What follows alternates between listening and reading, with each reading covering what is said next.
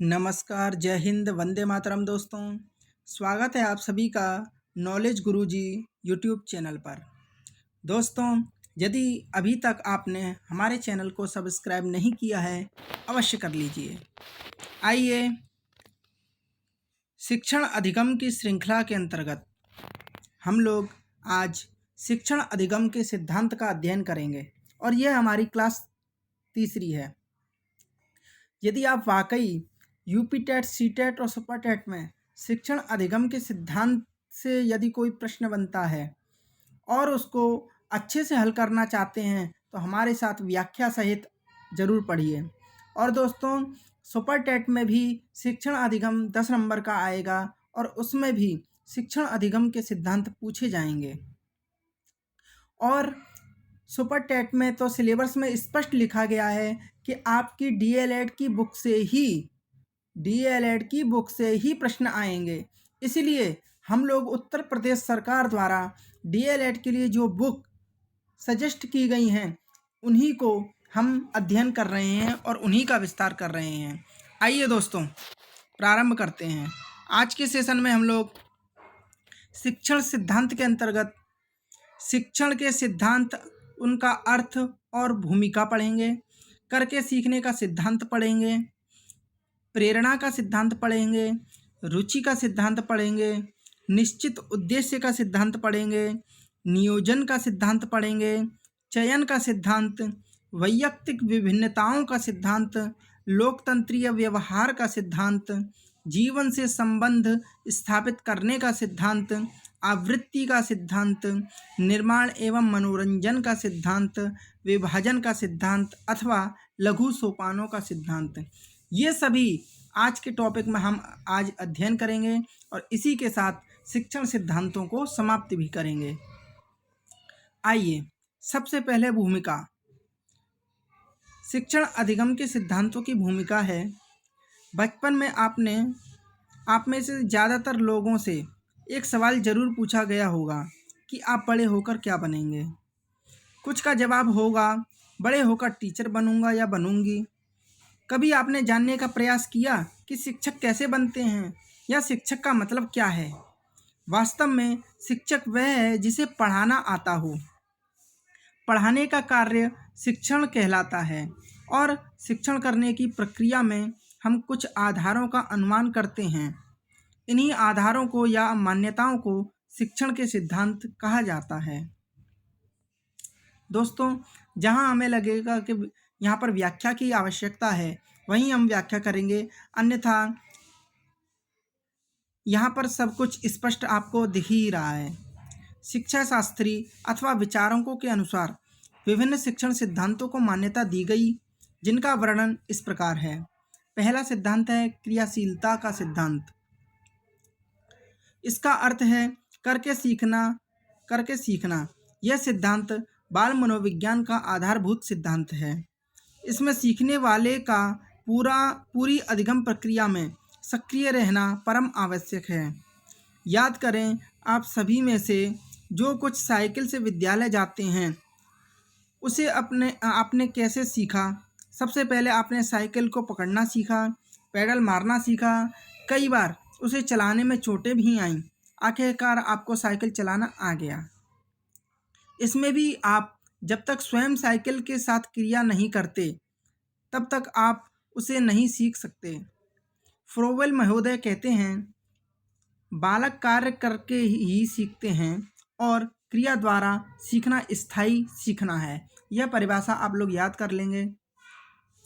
आगे चलते हैं।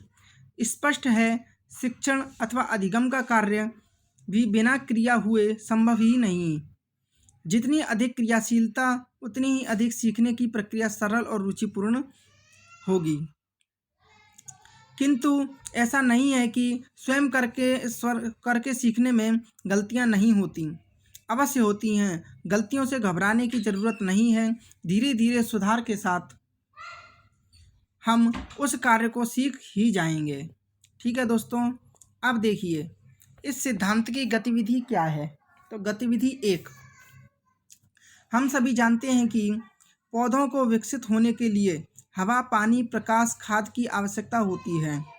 प्रशिक्षु इसके लिए मिट्टी खोदें, बीज डालें, सींचें, खाद डालें और देखें हवा, पानी, प्रकाश का प्रयोग करके एक बीज पौधा कैसे बनता है। वास्तव में यह सिद्धांत मानव स्वभाव के अनुकूल है। जन्म से ही बालक क्रियाशील रहता है, उसके प्रत्येक अंग सक्रिय रहते हैं। इस प्रकार सीखना तभी सफल होगा जब हम प्रशिक्षुओं को ज़्यादा से ज़्यादा करके सीखने के अवसर देंगे और मार्गदर्शन करके उनके व्यवहार में परिवर्तन करेंगे। क्रियाशीलता के सिद्धांत का सबसे बड़ा लाभ है सीखने में एकाग्रता, जो किसी भी चाहे वह छोटा हो या बड़ा हो, सबके लिए जरूरी है। मॉन्टेसरी, किंडरगार्टन, डाल्टन ऐसी ही कुछ पद्धतियां हैं जो क्रियाशीलता पर जोर देती हैं। महात्मा गांधी द्वारा चलाई गई बेसिक शिक्षा योजना तथा राष्ट्रीय पाठ्यचर्या की रूपरेखा 2005 में करके सीखने को मूलभूत सिद्धांत के रूप में मान्यता दी गई है। दूसरी गतिविधि है, मान लीजिए आप कक्षा के प्रतिनिधि छात्र हैं या मॉनिटर हैं। आपको शिक्षक ने भाषण प्रतियोगिता के आयोजन का दायित्व सौंपा। इस आयोजन को पूरा करने में आपने कई कार्य किए। प्रतिभागियों को निमंत्रण पत्र लिखे, सभा कक्ष तैयार किया, निर्णायकों को व्यवस्था की, खान पान का तथा प्रतियोगिता का संचालन किया। इस प्रकार आयोजन का कार्य आपने स्वयं करके सीख लिया। यह सत्य है, दोबारा अगर आपको बड़ा आयोजन करना हो तो आप पूरे आत्मविश्वास से उसको पूर्ण करेंगे। ठीक है दोस्तों, अब देखिए, स्वयं करने से कार्य अथवा पाठ हम सीख जाते हैं। दूसरा, आत्मविश्वास बढ़ता है और तीसरा, व्यवहार परिमार्जन होता है। अब आगे चलते हैं। अगला सिद्धांत है प्रेरणा का सिद्धांत। मानव स्वभाव है प्रशंसा से खुश और आलोचना से मायूस होना। ठीक है दोस्तों, आप सभी ने जब परीक्षा में अच्छे अंक लाए होंगे तो गुरुजनों, माता पिता द्वारा शाबाशी दी गई होगी। प्रशंसा पाकर आपने और अच्छा प्रदर्शन या मेहनत करने की ठानी होगी और उसमें सफल भी हुए होंगे। यह प्रशंसा, शाबाशी क्या है, इसे मनोवैज्ञानिक भाषा में प्रेरणा कहते हैं। केली महोदय का विचार था कि शिक्षण में अभिप्रेरणा किसी न किसी रूप में अवश्य उपस्थित रहना चाहिए। प्रेरणा के दो तरीके हैं। प्रेरणा एक शाब्दिक प्रेरणा होती है और एक अशाब्दिक प्रेरणा होती है। शाब्दिक प्रेरणा है शाबाश, अच्छा, उत्तम। अशाब्दिक प्रेरणा है दंड या पुरस्कार। वास्तव में प्रेरणा वह प्रक्रिया है जो समस्त प्रकार के अधिगम अथवा शिक्षण को प्रारंभ करती है, जारी रखती है और पूरा होने तक चलती रहती है। शिक्षक को चाहिए कि वह प्रेरक तत्वों द्वारा अधिगम को रुचिकर बनाए ताकि प्रभावी संप्रेषण संभव हो सके। एक बार प्रेरित होने के बाद सीखने की प्रक्रिया तीव्र हो जाती है और इसी में शिक्षण की सफलता निहित है। जैसे आप दौड़ में प्रथम स्थान पर आए, आपको ट्रॉफी मिली और आपने एक के साथ बुरा बर्ताव किया, ठीक है, आपको दंड मिला। दोनों के परिणाम प्रभाव के बारे में आप सोचिए। अब तीसरा सिद्धांत है रुचि का सिद्धांत। चर्चा करें, आपने संस्कृत विज्ञान विषय ही क्यों लिया? क्योंकि ये विषय आपको अच्छे लगते थे, इसके पढ़ने समझने में आपको बोरियत नहीं होती थी। स्पष्ट है, जिस कार्य में हमारा मन लगे यानी उसमें हमारी रुचि है। रुचि के सिद्धांत का भी सार यही है कि शिक्षण कार्य ऐसा हो कि सीखने वाले उसे तन्मय होकर सीखे।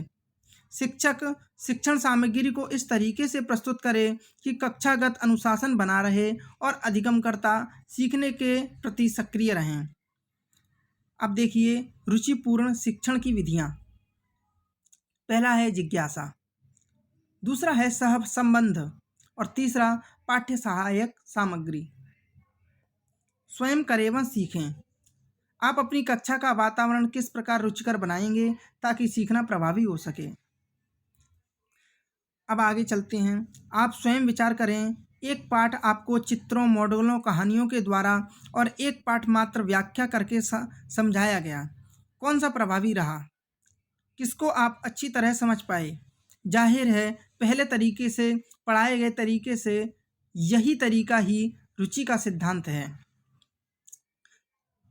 रुचि प्रच्छन्न ध्यान है तथा ध्वनि रुचि का क्रियात्मक रूप है, ऐसा मैक्डोगल महोदय ने कहा है। अब अगला सिद्धांत है निश्चित उद्देश्य का सिद्धांत। अगर हम आपको यह ज्ञान न हो, अगर हम सबको यह ज्ञान न हो कि हम यहाँ एक साथ क्यों एकत्रित हुए हैं और क्या अर्जित करने आए हैं, तो यह केवल और केवल समय की बर्बादी है। ये क्यों और क्या का जवाब है कि हमारी समस्त क्रियाओं का कोई ना कोई मकसद होता है। उसी प्रकार शिक्षण भी एक सोद्देश्य अर्थात उद्देश्यपूर्ण क्रिया है। उसका लक्ष्य है अधिगमकर्ता के व्यवहार में उत्तरोत्तर सुधार। जब हम शिक्षण करते हैं तो प्रत्येक पाठ को कोई ना कोई लक्ष्य होता है और उसी दिशा में शिक्षण कार्य किया जाए तो शिक्षण प्रभावी होता है। जैसे कविता को पढ़ाना, इस लक्ष्य को पूरा करने के लिए विषय वस्तु की योजना बनानी होगी, उसका प्रस्तुतिकरण करना होगा, अधिगम सामग्री का निर्माण एवं प्रदर्शन करना होगा, तभी कविता शिक्षण का लक्ष्य पूरा होगा और संप्रेषण गुणवत्ता परक माना जाएगा। पुनरावृत्ति बिंदु देखिए, अभी जो हमने सिद्धांत पढ़े उनका थोड़ा सा पुनरावृत्ति बता रहे हैं। पहला है करके सीखना। करके सीखना यानी क्रियाशीलता का मुख्य आधार है। प्रोजेक्ट डाल्टन, बेसिक शिक्षा आदि पद्धतियाँ क्रियाशीलता के सिद्धांत पर आधारित हैं। अगला है शिक्षण में प्रेरक तत्वों को शामिल करने को प्रेरणा का सिद्धांत कहते हैं। नेक्स्ट है पाठ्य वस्तु में एकाग्रता रुचि के सिद्धांत पर आधारित है। बोध प्रश्न। पहला है स्वयं करने एवं रुचि का सीखने पर क्या प्रभाव पड़ता है, यह आप लोग बताएंगे। अगला है शिक्षण में प्रेरणा क्यों जरूरी है। आइए आगे चलते हैं। यह कक्षागत बातें हैं, लेकिन हमारा जो मुख्य उद्देश्य है सिद्धांतों का ज्ञान। आइए करते हैं। अगला सिद्धांत है नियोजन का सिद्धांत। शिक्षण हो या कोई भी कार्य हो, उसका पूरा होना इस बात पर निर्भर करेगा कि योजना बनाकर किया गया है या नहीं। आप स्वयं चर्चा करें कि एक कमरा जिसमें किताबें, मेज, कुर्सी, कपड़े, जूते यथास्थान क्रम से रखे हों और एक कमरा जिसमें सामान बेतरतीब फैला हो, किस स्थान पर आपका मन कार्य करने में लगेगा। जाहिर है उस स्थान पर जहाँ सब कुछ क्रमबद्ध तथा नियोजित हो। इसे ही नियोजन का सिद्धांत कहते हैं। शिक्षण कार्य करते समय प्रत्येक शिक्षक को अपनी शिक्षण योजना बनानी चाहिए। उसके प्रस्तुतिकरण का क्रम ज्ञात हो ताकि सीखने वाले भ्रमित न हो कि गुरुजी ने आज क्या पढ़ाया था।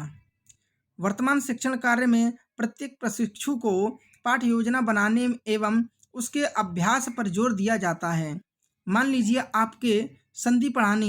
आपको संधि पढ़ानी है और आपने संधि की परिभाषा उदाहरण देने के बजाय शब्द अर्थ समझाने लगे और उसी में सारा कालांश बीत जाए तो आपका शिक्षण नियोजित नहीं कहा जाएगा। तो नियोजित का तात्पर्य दोस्तों आप समझ ही गए होंगे। पहले से नियोजन यानी योजना बना करके कक्षा में पढ़ाने के लिए आना। इन्हें भी जानें। योजना करके कार्य से पहला है समय श्रम की बचत होती है। दूसरा, शिक्षण अधिगम क्रमबद्ध होता है और योजना करके कार्य करने से क्या होता है, शिक्षण का उद्देश्य पूरा भी होता है। अगला सिद्धांत है चयन का सिद्धांत। हम बीमार हैं, अगर हमें डॉक्टर के पास जाना हो और विद्यालय भी जाना हो तो इस समय जो ज़्यादा जरूरी होगा उसी को करेंगे ताकि दूरगामी प्रभाव हमारे पक्ष में हो। इसी स्थिति को चयन कहते हैं। शिक्षण भी एक जटिल कार्य है।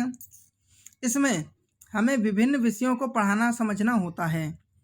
शिक्षक पर यह गुरुतर दायित्व होता है कि वह कौन सा विषय पहले पढ़ाए और कौन सा बाद में, किस सामग्री को कैसे प्रस्तुत करे, कौन सी कक्षागत समस्याओं को पहले हल करे ताकि शिक्षण अधिगम सफल हो सके।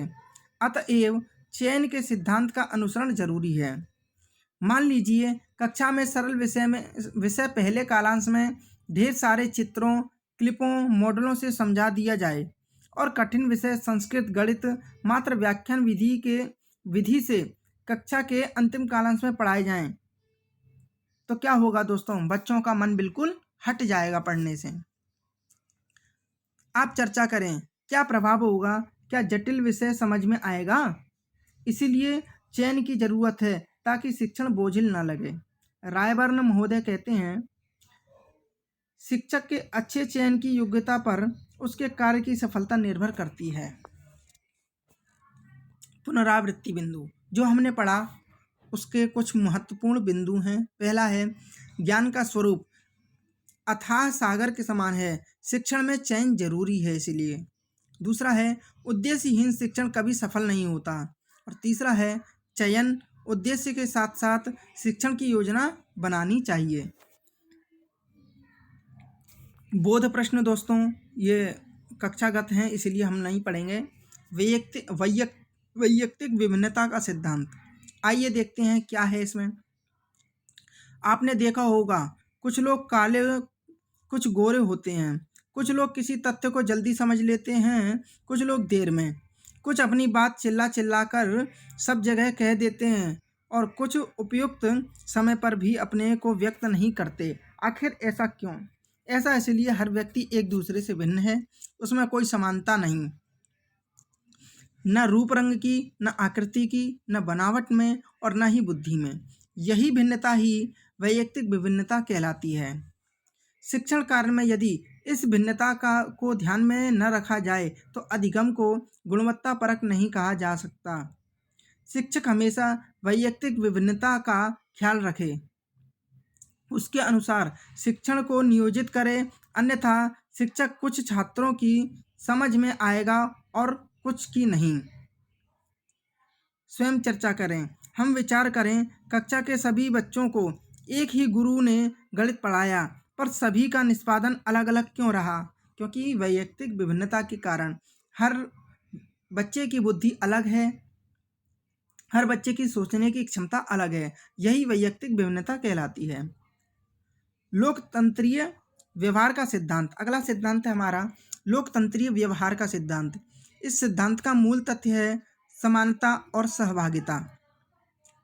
यदि कक्षा में कुछ विद्यार्थी शिक्षक के बहुत करीब होते हैं, कुछ से शिक्षक बिल्कुल उदासीन रहता है, जो प्रिय हैं उन्हें अनुशासन भंग पर भी दंड नहीं मिलता, जो प्रिय नहीं उन्हें दंड का भागी होना पड़ता है।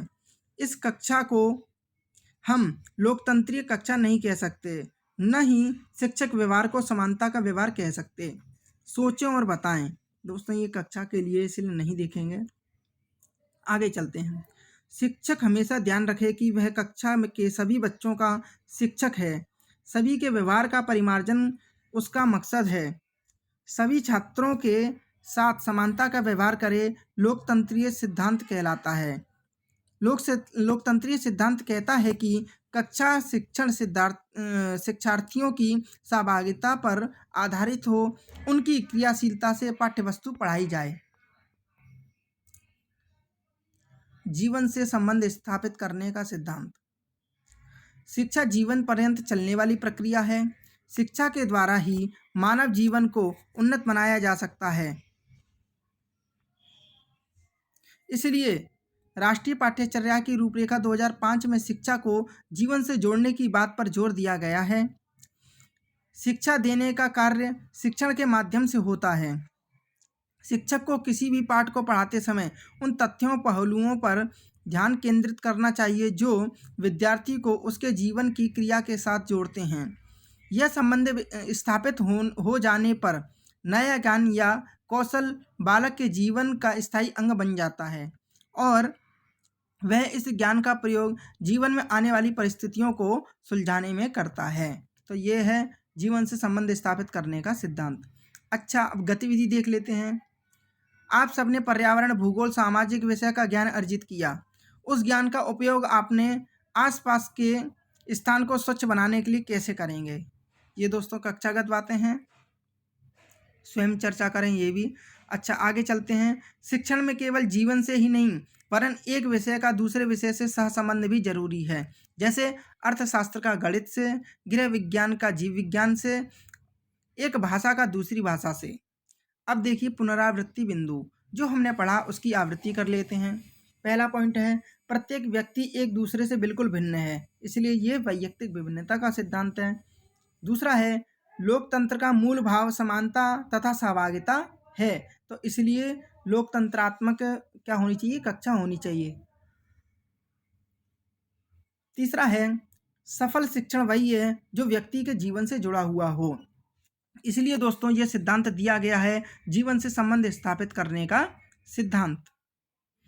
आइए आगे चलते हैं, बोध प्रश्न नहीं देखेंगे हम। अब है अगला सिद्धांत आवृत्ति का सिद्धांत। आप सभी ने यह जुमला अक्सर सुना होगा, करत करत अभ्यास के जड़मति होत सुजान। इसका आशय है जिस कार्य को हम बार बार करते हैं वह कार्य आसान हो जाता है। शिक्षण में जिस पाठ को, तथ्य को हम बार बार पढ़ाते हैं उस पर हमारी पकड़ अच्छी हो जाती है और उसमें रुचि व ध्यान भी केंद्रित होता है। आप स्वयं विचार करें कि गणित के सूत्र हों या केमिस्ट्री के समीकरण, इनका हम अगर बारंबार अभ्यास करते थे, लिखते थे, तो वह भी हमारे लिए सरल हो जाता था और वह ज्ञान आज भी स्थायी है। बार बार पाठ को दोहराने से सीखे हुए पाठ के प्रति विस्मरण की भावना कम हो जाती है। आवृत्ति के तरीके, आवृत्ति किस तरह से करनी चाहिए? पहला, गृह कार्य देकर। बच्चों को जो पाठ आपने कक्षा में पढ़ाया उसको गृह कार्य में देना चाहिए। मासिक परीक्षा, जो मासिक परीक्षा होती हैं उनके द्वारा आवृत्ति करनी चाहिए और छात्रों से पाठ समझाने को कहना। जो पाठ आपने पढ़ा दिया तो वही पाठ छात्रों से समझाने को कहना चाहिए। इस तरह से आवृत्ति करनी चाहिए। निर्माण व मनोरंजन का सिद्धांत से लाभ। निर्माण व मनोरंजन का सिद्धांत और उससे क्या लाभ हैं, आइए देखते हैं। यह सिद्धांत इस मान्यता पर आधारित है कि हम सभी में जन्मतः रचनात्मक शक्ति होती है, उसका यदि अवसर दिया जाए तो वह और प्रखर होती जाती है। शिक्षण में भी इस बात का ध्यान देना चाहिए कि जो भी पाठ पढ़ाना हो उसको कक्षा में सीखने वालों की सृजनात्मक क्रियाओं द्वारा विकसित करते हुए पढ़ाया जाए। इसके दो लाभ होंगे, वह पाठ रुचिपूर्ण होगा और अधिगमकर्ता तथा शिक्षक के मध्य अंतःक्रिया का पर्याप्त अवसर मिलेगा। निर्माण व मनोरंजन की उपयोगिता। स्वतः अध्ययन का विकास, ठीक है, बच्चा स्वयं पढ़ने में रुचि लेता है और चिंतन मनन का विकास, चिंतन और मनन का भी विकास होता है जब शिक्षण मनोरंजनकारी होगा अथवा निर्माणात्मक होगा। जब तक शिक्षण कार्य में मनोरंजनात्मक क्रियाएं समाहित नहीं होंगी, पढ़ने पढ़ाने वाले दोनों पर सकारात्मक प्रभाव नहीं पड़ेगा। मान लीजिए हमें गणित में पहाड़ा सिखाना हो तो इसे आप इस रूप में गाकर, कविता का रूप देकर शिक्षण को मनोरंजनात्मक बना सकते हैं कि सीखने वाले बरबस गणित में रुचि लेने लगें। एक एकम दो, उठो सवेरे मुंह धो लो। 2 गुना 4, बहुत ना खाना आम का अचार। 2 तिया 6, मीठी मीठी बात कहे। 2 चौके 8, मेले में जाओ करके ठाठ बाट। ऐसे ही आपको आगे पढ़ाना है। अब आइए विभाजन का सिद्धांत। इसे लघु सोपानों का सिद्धांत भी कहते हैं। शिक्षण स्वयं में व्यापक प्रक्रिया है। इसको सफल बनाने का सबसे सरल तरीका है इसे विभाजित करके पढ़ाया जाए। शिक्षक को चाहिए पाठ्य वस्तु को विभाजित करके सरल से कठिन की ओर अग्रसर हों ताकि तारतम्यता अथवा क्रमबद्धता बनी रहे और संप्रेषण व्यावहारिक बना रहे। मान लीजिए आपको व्याकरण का ज्ञान देना है तो आप पहले अक्षर ज्ञान देंगे, फिर शब्दों का ज्ञान देंगे, फिर क्या करेंगे, फिर वाक्य कैसे बनाए जाते हैं यह बताएंगे, तब व्याकरणिक दृष्टि से इनका प्रयोग बताएंगे। इससे क्रिया आसानी से समझ में आ जाएगी और शिक्षण बोझिल नहीं लगेगा। यह सिद्धांत वैज्ञानिक दृष्टि से पूर्ण है, क्योंकि विभाजन क्रम में आगे बढ़ते हुए शिक्षक को छात्रों के सीखने की गति व स्तर का ज्ञान होता चलता है और वह अपना शिक्षण कार्य उत्तरोत्तर परिष्कृत भी करता चलता है। उपर्युक्त चर्चा से हमने जाना, क्या जाना?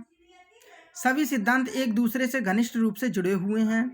इनका अनुपालन सुनिश्चित करने से शिक्षण तो बेहतर होता ही है, शिक्षा में भी गुणवत्ता सुधार मिलने लगता है। एक तरीके से ये सिद्धांत शिक्षण प्रक्रिया को एक प्लेटफॉर्म प्रदान करते हैं जिस पर चलकर सहजता से गंतव्य तक पहुंचा जा सकता है।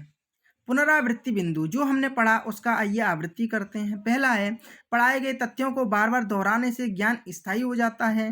दूसरा, मन में प्रसन्नता हो तो अधिगम की गति तीव्र होती है। तीसरा, खंड से पूर्ण की ओर बढ़ना मनोवैज्ञानिक है। और चौथा, पाठ्य विषय को छोटे छोटे पदों में बांटकर पढ़ाने से शिक्षण प्रभावी होता है। तो ये था दोस्तों आज का आपका शिक्षण सिद्धांत, किस तरह से आप बच्चों को पढ़ाएंगे। तो दोस्तों आपको हमारी आज की कक्षा कैसी लगी? क्योंकि दोस्तों मैं आपको बता दूं कि हमारा जो सुपर टेट का सिलेबस है उसमें स्पष्ट दिया गया है कि आपके जो शिक्षण सिद्धांत या बाल विकास है यह आपके डीएलएड के कोर्स के अनुसार ही पूछी जाएगी, यह स्पष्ट लिखा हुआ है। इसीलिए हम लोग पहले अपना आधार मजबूत करेंगे, फिर जा कर के शॉर्ट ट्रिक के माध्यम से आगे अध्ययन करेंगे। ठीक है दोस्तों, यदि आपने हमारे चैनल को लाइक, शेयर एवं सब्सक्राइब नहीं किया है तो अवश्य कर लें। जय हिंद, वंदे मातरम, धन्यवाद।